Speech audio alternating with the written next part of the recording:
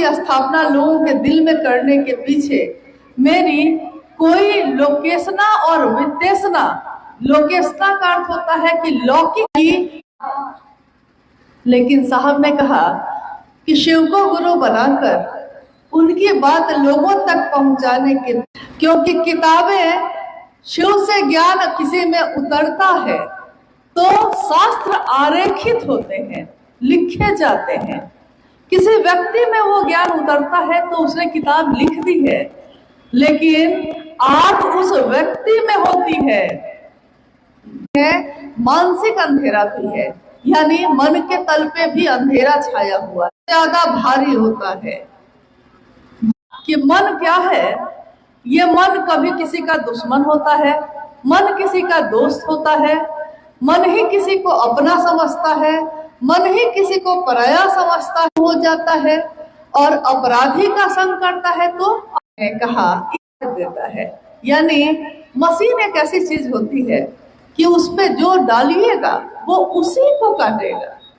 तो जब हम इस परंपरा की बात करते हैं तो ये पैदा होता है विचार से, शुरू होते संबंध गहरे हो। ये गलियों में जोगन बन के क्यों घूमने लगी? लगन लग गई कि लाली मेरे लाल की जित देखो तित लाल। हम जाते हैं शिव चर्चा सुनने, कोई कहता है कि शिव चर्चा है शिव का। देखिए, गया था लाली देखने, लाली मेरे लाल की जित देखो तित लाल।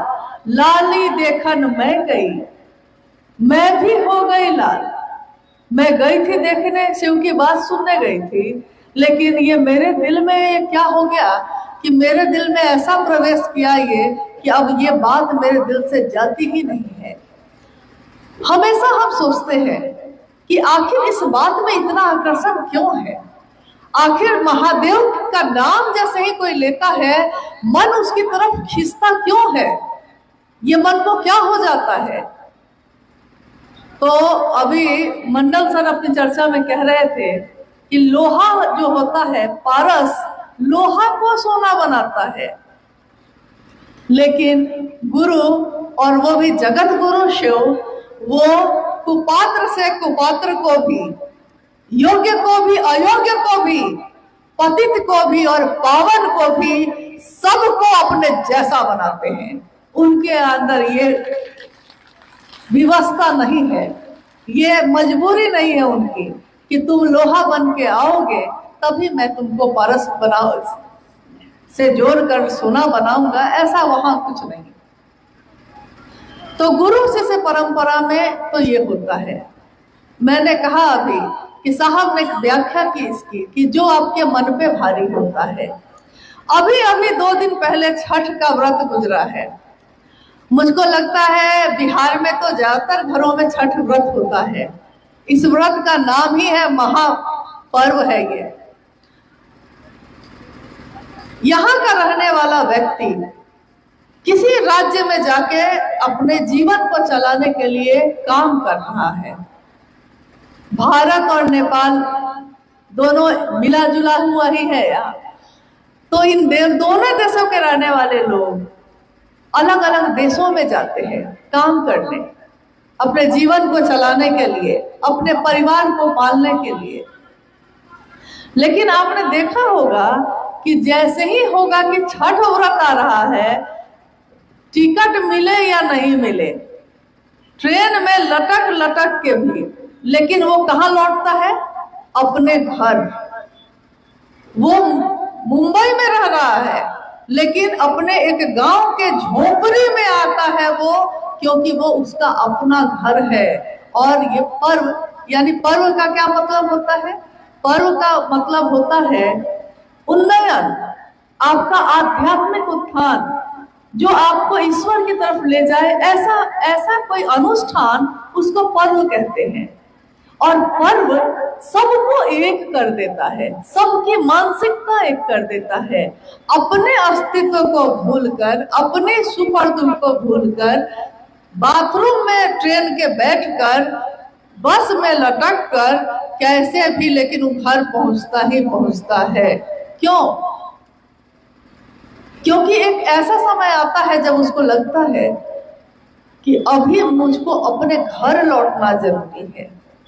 जब कोई बहुत बड़ा सुख होता है तब भी, और अगर कोई महामारी आ जाती है या दुख आ जाता है तब भी।